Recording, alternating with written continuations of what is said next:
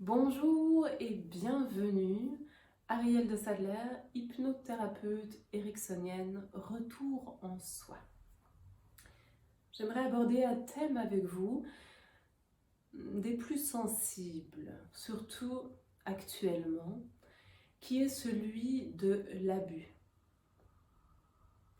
Abus de confiance, abus psychologique, abus de pouvoir, abus physique. Qu'est-ce que je peux vous proposer en hypnose pour transformer ces situations-là? Si vous êtes une de ces personnes qui avait subi une agression, on pourrait dire vous êtes victime d'une situation, d'une personne, d'un événement à un moment donné dans votre vie. La bonne nouvelle, c'est que si vous m'écoutez ici et maintenant, eh bien, vous avez survécu. Il y a donc forcément une part de vous qui a développé des ressources pour survivre. Tout ce qui ne vous tue pas vous renforce. Maintenant, cette part qui s'est occupée de vous maintenir en vie, quelquefois, et c'est souvent le cas, peut-être que vous vous reconnaîtrez là-dedans, a choisi la fuite. Car vous et moi, nous savons très bien qu'un enfant, par exemple, confronté à quelqu'un de plus grand, plus lourd, plus costaud que lui, ou que elle,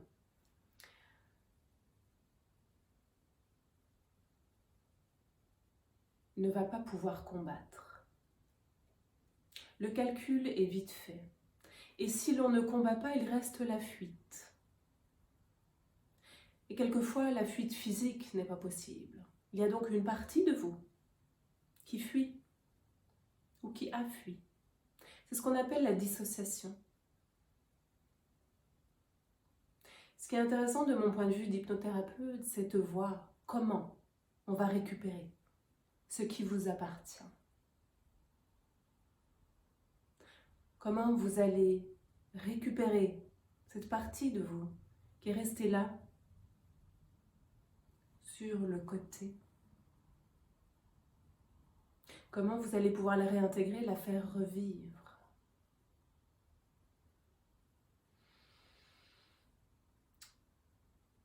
Voilà la première étape. La deuxième étape, nous allons aborder la structure même de ce que j'appelle la fuite, c'est-à-dire potentiellement un comportement de soumission, de victimisation, qui fait partie d'une habitude, qui a une intention positive pour vous, et qui à un moment donné, dans votre vie, alors que vous évoluez, vous dessert. Ce comportement-là a été utile, a été salvateur même. Mais au jour d'aujourd'hui, probablement que vous vous retrouvez dans des situations qui ne vous conviennent pas, à vous demander pourquoi ça me tombe encore dessus. Cette attitude-là de victimisation, on peut la transformer en mettant des bonnes frontières. Qu'est-ce que vous voulez pour vous? Qu'est-ce que vous laissez entrer? Qu'est-ce que vous prenez sur vous? Très souvent, il y a de la culpabilité.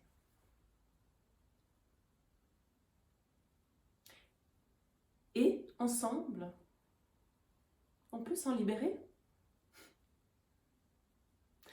Dans un troisième temps, ça ne veut pas dire que c'est une troisième séance. Ça peut être tout ça en 1, 2 séances, ça dépend de votre rythme. En fait, du rythme de votre inconscient. Dans un troisième temps, je vais pouvoir vous aider à mobiliser les ressources. les ressources profondes d'estime de soi, d'affirmation, d'oser dire non, sans état d'âme, d'oser déjà vous permettre d'être vous-même, de savoir ce que vous voulez.